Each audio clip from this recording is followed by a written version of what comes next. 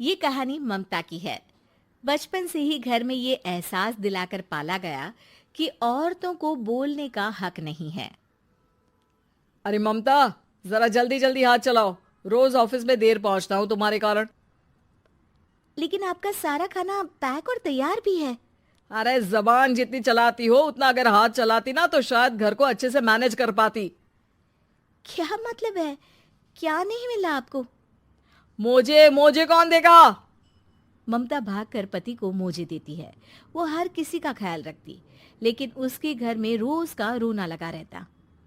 अरे माँ, आज स्कूल में टीचर ने मुझे फीस के लिए डांटा। माँ, मुझे अच्छा नहीं लगता कि स्कूल में फीस के पैसों के लिए मुझे कोई भी बात सुनाए। अरे पर बेटा, ये तो पापा करते हैं ना, सारा ऑनलाइन। मुझे तो इसकी जानकारी भी नहीं है। हाँ हाँ, बना लो बच्चों के सामने मुझे बुरा। अरे करता तो मैं ही हूँ, माना, लेकिन मुझे कोई सपना थोड़ी ना आएगा कि बच्चों की फीस जमा करनी है। अरे बताओगी तो तुम ही ना। ममता की अब ये आदत में शुमार हो चुका था। वो हमेशा हर बात के लिए खुद को ही दोषी मानती। एक दिन वो पड़ोस की दोस्त से कहती है, समझ नहीं आता यार, मैं इतनी डम कैसे हो सकती हूँ। बात तो सही भी है ना।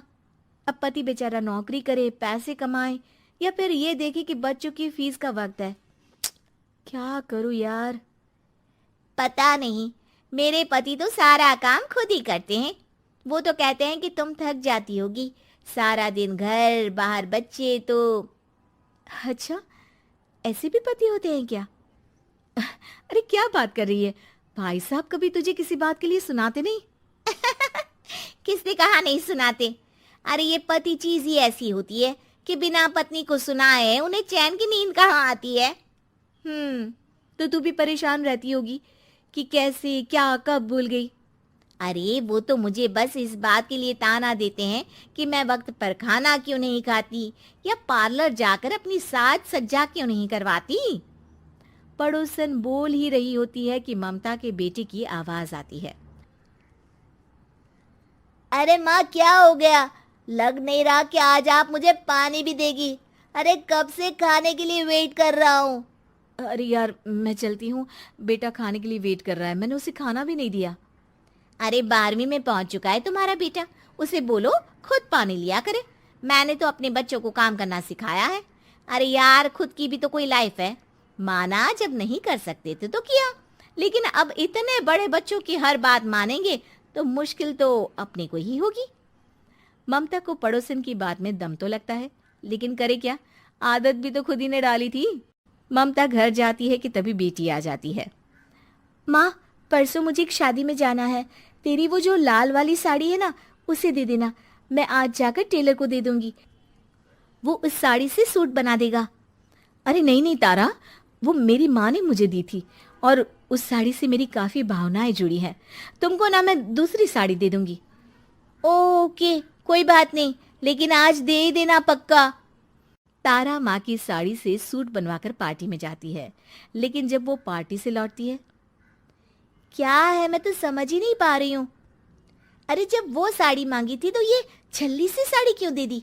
मैं ही पागल थी जो इस साड़ी का सूट बनवा लिया मैंने। माँ, जानती भी हो कि कॉलेज में मेरी कितनी हंसी उड़ी। तभी वहां ममता का पति सुनील आ जाता है। अरे गवार औरत, जब बेटी साड़ी मांग रही थी तो दे देती ना। अरे पापा, इनके तो इमोशंस जुड़े थे उस साड़ी से।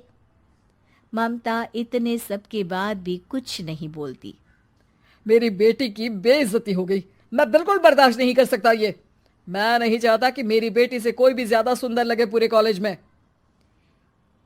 जी, वो पढ़ने में तारा बिल्कुल अच्छी नहीं है, उसकी पढ़ाई पर आप ध्यान दीजिए ना।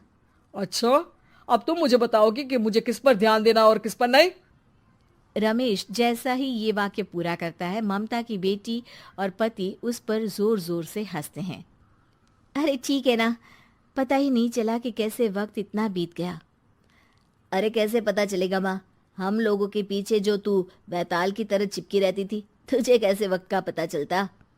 ममता को पहले सास ससुर, फिर पति और बच्चों की तरफ से इस तरीके की बातें सुनकर उसका मन बहुत दुखी रहता था। एक दिन, सुनो ना, बहुत दिनों से कमर के नीचे बहुत दर्द रहता है। कल मैंने देखा तो एक फोड़ा था। अरे ममता, एक बार अपने पति से बात करो, वो तुम्हारा फोड़ा डॉक्टर को दिखा देंगे। अरे नहीं नहीं, वो तो गुस्सा हो जाएंगे। अरे क्यों गुस्सा हो जाएंगे? तुमको दर्द है? हाँ, लेकिन वो यही बोलेंगे कि ऑफिस जाऊं या फिर तुम्हें लेकर डॉक्टर के पास। तो बेटे से ही बात कर ले। अरे वो तो मैं कर लूं, लेकिन फोड़ा है ऐसी जगह कि उसे बताते मुझे शर्म आएगी। लेकिन कुछ ना कुछ तो करना जरूरी है ना। ऐसे कब तक फोड़े के दर्द से तड़पती रहेगी? अब तो सोच रही हूँ कि इनसे बात कर ही लूं, वरना दर्द के मारे कहीं मर ना जाऊं। लेकिन शाम को, ममता, क्या किया तुमने आज? खाने के डिब्बे में कैसा खाना दिया था? दाल खराब हो गई थी। कब की थी? दाल तो मैंने सुबह ही बनाई थी, खराब कैसे हो गई? अच्छा सुनिए ना, मुझे कहना है कि अरे गरम दाल बंद करोगी तो ऐसा ही होगा ना। बेइज्जती हो गई सबके सामने मेरी। ऑफिस वालों ने ऐसा मजाक उड़ाया कि क्या बोलूं। कल से ठीक से खाना देना है तो देना, वरना खाना देना बंद कर देना। बाहर खा लूंगा मैं।